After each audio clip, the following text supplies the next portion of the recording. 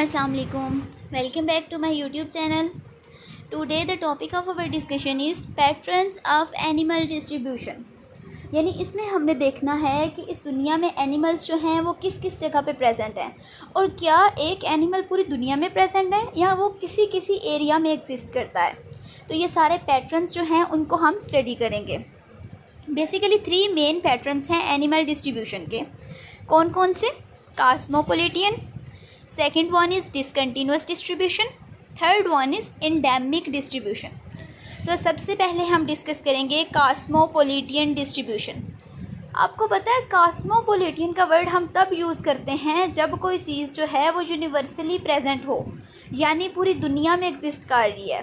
सो cosmopolitan distribution का क्या मतलब है कि इस डिस्ट्रीब्यूशन के अंडर जितने भी एनिमल्स आते हैं वो पूरी दुनिया में एग्जिस्ट करते हैं, despite of temperature, despite of climate, ठीक है, वो एग्जिस्ट करते हैं पूरी दुनिया में।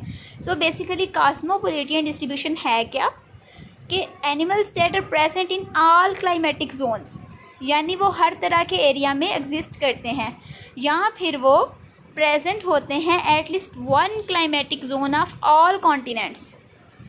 वन क्लाइमेटिक जोन यानी कह लें कि ट्रॉपिकल जो है ना, जितने भी कॉन्टिनेंट्स हैं उनका जो एक क्लाइमेटिक जोन है, फॉर एग्जांपल ट्रॉपिकल कह लें, वहाँ पे वो सारे एग्जिस्ट करते हैं। So cosmopolitan distribution is universal distribution. Rats, bats, dogs वगैरह में ये डिस्ट्रीब्यूशन जो है वो प्रेजेंट होती है। Second one is discontinuous distribution. Discontinuous का क्या मतलब हुआ? यानी कंटिन्यूसली सारी दुनिया में एग्जिस्ट नहीं करते, कहीं कहीं एग्जिस्ट करते हैं पैचेस की फॉर्म में। फॉर एग्जांपल एक अगर पाकिस्तान में एनिमल प्रेजेंट है तो हो सकता है दूसरी उसकी जो स्पीशीज़ है वो कहीं जाकर यूएस में प्रेजेंट हो, ठीक है, दरमियानी एरिया में कोई भी उसकी कोई स्पीशी प्रेजेंट ना हो। सो डिसकंटिन्यूस डिस्ट्रीब्यूशन क्या होती है कि 1 और मोर एरियाज़ में प्रेजेंट होते हैं animals that are separated by 1000 miles, यानी ऐसे एरियाज़ में जो एक दूसरे से बहुत दूर दूर हैं वहाँ पे एक स्पीशी प्रेजेंट है तो दूसरी ऐसे एरिया में प्रेजेंट है जो 1000 माइल्स अवे है, लेकिन दरमियानी जो एरिया है उनका दरमियान वाला रीजन है वहाँ पे कोई स्पीशी प्रेजेंट नहीं है। सो इसको हम क्या कहते हैं? Discontinuous distribution.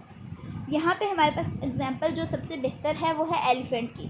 देखिए एलिफेंट जो है ना ये इंडियन सब कॉन्टिनेंट में प्रेजेंट है, जैसे आप कह सकते हैं ये इंडिया में, पाकिस्तान में, या इसके साथ जो रिलेटेड एरियाज़ हैं जैसे मलेशिया है, इंडोनेशिया है, वहाँ पे एलिफेंट्स प्रेजेंट हैं। इसके अलावा एलिफेंट्स प्रेजेंट हैं अफ्रीका में, लेकिन इनके दरमियान वाले एरिया में एलिफेंट्स एग्जिस्ट नहीं करते।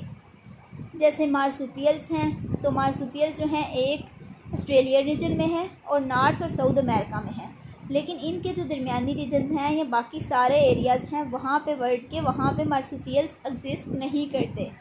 रेप्टाइल्स में अगर हम एलिगेटर्स की बात करें तो ये साउथ अमेरिका और चाइना में है, जबकि दरमियानी जो एरिया है वहाँ पे ये एग्जिस्ट नहीं करते, यानी ये एक स्पेसिफिक लोकेल्स में प्रेजेंट हैं।